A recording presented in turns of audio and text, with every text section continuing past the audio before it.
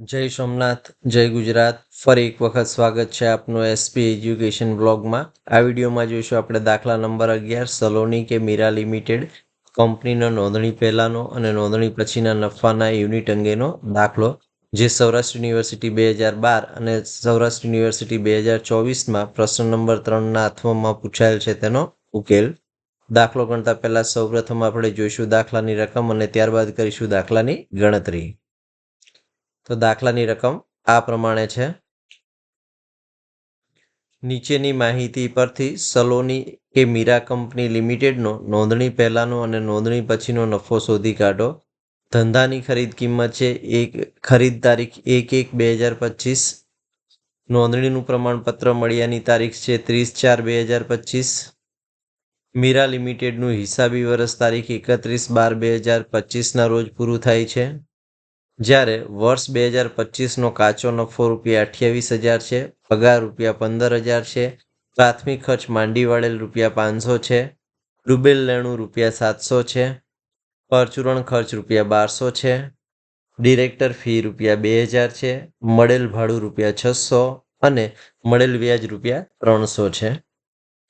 આ ઉપરાંત જાન્યુઆરી, મે અને ઓગસ્ટ માસનું વેચાણ સરેરાશ વેચાણ કરતાં 150% ગણું છે, જ્યારે સપ્ટેમ્બર માસનું વેચાણ સરેરાશ વેચાણ કરતાં 200% છે.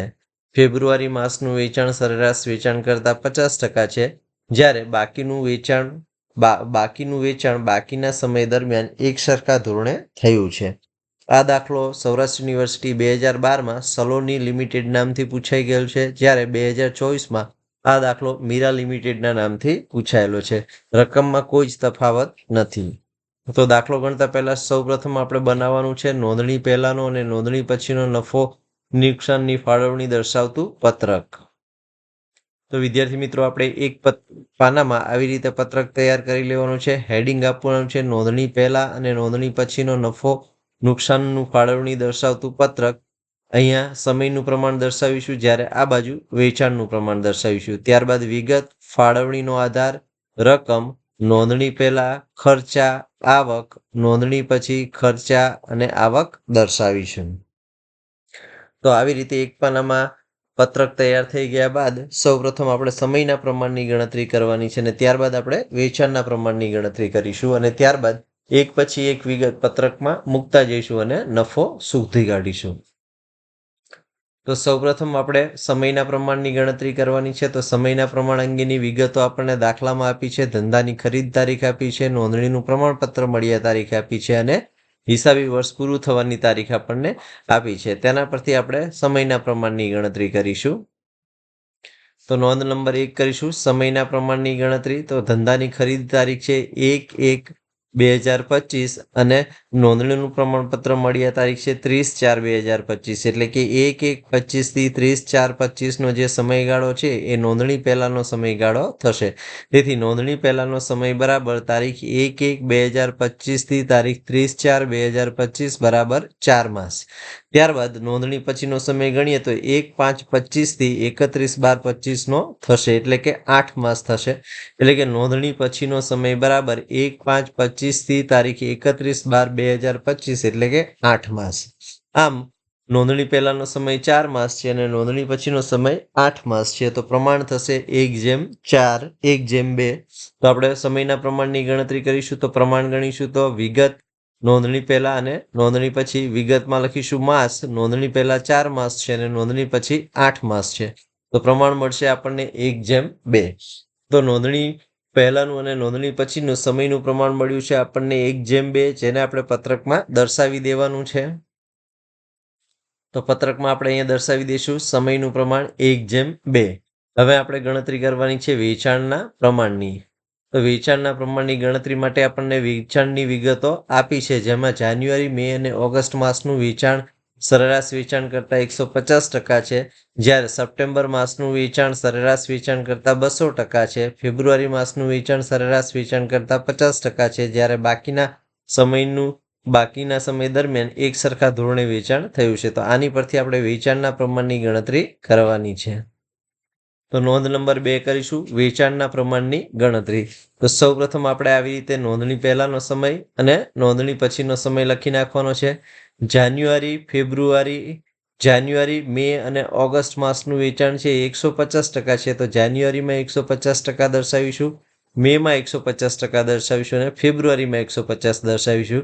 જ્યારે સપ્ટેમ્બર માસનું વેચાણ છે એ સરેરાશ વેચાણ કરતાં 200% છે, એટલે સપ્ટેમ્બર માસમાં આપણે દર્શાવીશું 200. ત્યારબાદ ફેબ્રુઆરી માસનું વેચાણ છે એ સરેરાશ વેચાણ કરતાં 50% છે, તો ફેબ્રુઆરીમાં દર્શાવીશું 50. જ્યારે બાકીના સમય દરમિયાન વેચાણ કેવું છે તો કે એક સરખા ધોરણે છે, એટલે કે માર્ચમાં 100, એપ્રિલમાં 100, જૂનમાં 100, જુલાઈમાં 100, ઓક્ટોબરમાં 100, નવેમ્બરમાં 100 અને ડિસેમ્બરમાં વેચાણ 100 થશે. હવે આપણે નોંધણી પહેલાના સમયના વેચાણનો સરવાળો કરીએ તો 150 વત્તા 50 એટલે 200, 200 વત્તા 100 એટલે 300, 300 વત્તા 100 એટલે 400 થશે. એવી જ રીતે આપણે નોંધણી પછીના સમયનો સરવાળો કરીશું તો 150 વત્તા 100 એટલે 250 વત્તા 100 એટલે 350, 350 વત્તા 150 એટલે 500, 500 વત્તા 200 એટલે 700, 800, 900 અને 1000. એટલે નોંધણી પછીના સમયનું વેચાણનો સરવાળો થશે ટકાવારીનો 1000. પ્રમાણ શોધીશું તો આપણને મળશે 2/5, એટલે કે વેચાણનું પ્રમાણ મળશે આપણને 2/5. તો આ જે વેચાણનું પ્રમાણ છે એને આપણે નોંધણી પહેલા અને નોંધણી પછીના ફાળવણી દર્શાવતા પત્રકમાં દર્શાવી દઈશું. તો પત્રકમાં જે અહીંયા લખી નાખીશું આપણે વેચાણનું પ્રમાણ 2/5. હવે સમયનું પ્રમાણ દર્શાવી દીધું છે, વેચાણનું પ્રમાણ દર્શાવી દીધું છે. દાખલામાં એક પછી એક વિગત જોઈતા જઈશું અને આ પત્રકમાં મૂકતા જઈશું. તો સૌપ્રથમ વિગત આપી છે આપણને વર્ષ 2025નો કાચો નફો ₹28,000. તો કાચો નફો એ વેચાણ સાથે સંકળાયેલ છે અને કાચો નફો એ આવક છે, માટે આપણે વેચાણના પ્રમાણમાં ફાળવી આવક તરીકે દર્શાવીશું, નોંધણી પહેલા અને નોંધણી પછી. તો પત્રકમાં જઈશું, વિગતમાં લખીશું કાચો નફો, ફાળવણીના આધારમાં લખીશું વેચાણનું પ્રમાણ. રકમ આપણને આપી છે 28,000. 28,000ને આપણે 2/5ના પ્રમાણમાં વેચીશું તો આપણને મળશે 8,000 નોંધણી પહેલાની આવક અને નોંધણી પછીની આવક મળશે 20,000. ત્યારબાદ આપણને આપ્યો છે પગાર 15,000. પગારને આપણે સમયના પ્રમાણમાં ફાળવી અને પત્રકમાં દર્શાવવાનો છે. તો વિગતમાં લખીશું પગાર, ફાળવણીના આધારમાં લખીશું સમયનું પ્રમાણ.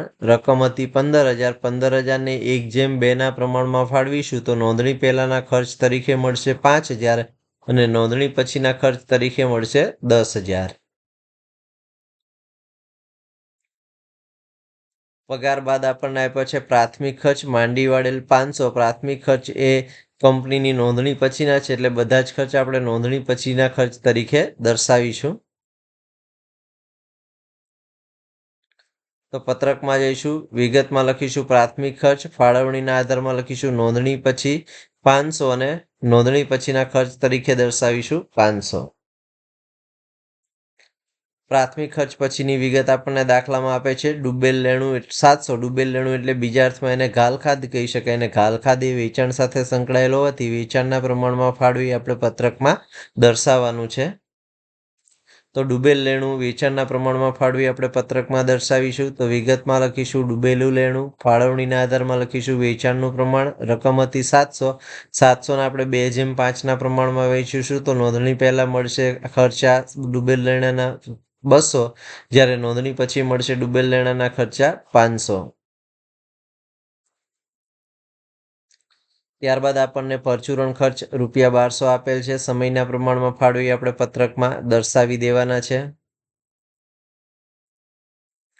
તો પત્રકમાં જઈશું, વિગતમાં લખીશું પરચુરણ ખર્ચ, ફાળવણીના આધારમાં લખીશું સમયનું પ્રમાણ. રકમ લખીશું 1200. 1200ને આપણે 1/2ના પ્રમાણમાં ફાળવીશું તો નોંધણી પહેલાના ખર્ચ મળશે 400, જ્યારે નોંધણી પછીના ખર્ચ મળશે 800.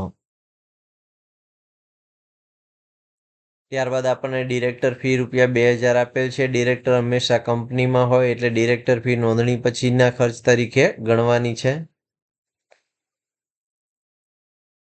તો પત્રકમાં જઈશું, વિગતમાં લખીશું ડિરેક્ટર ફી, ફાળવણીના આધારમાં લખીશું નોંધણી પછી.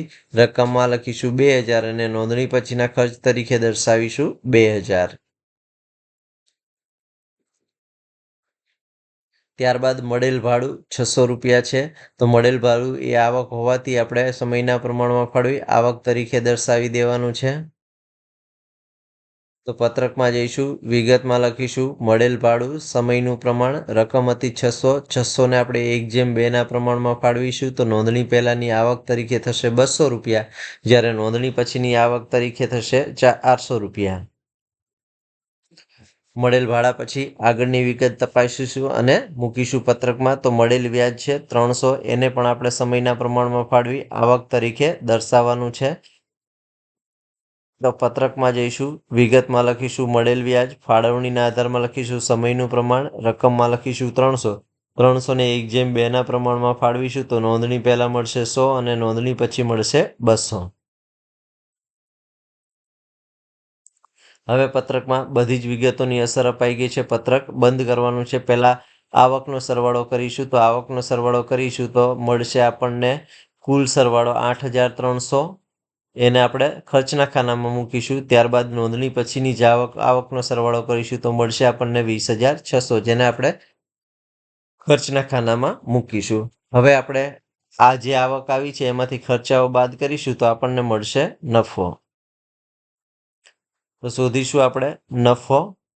તો 8,300 જે ખર્ચા છે એમાંથી 5,200 વત્તા 600 બાદ કરીશું તો મળશે 2,700 નોંધણી પહેલાનો નફો, જ્યારે નોંધણી પછીના જે કુલ આવક છે 20,600 છે.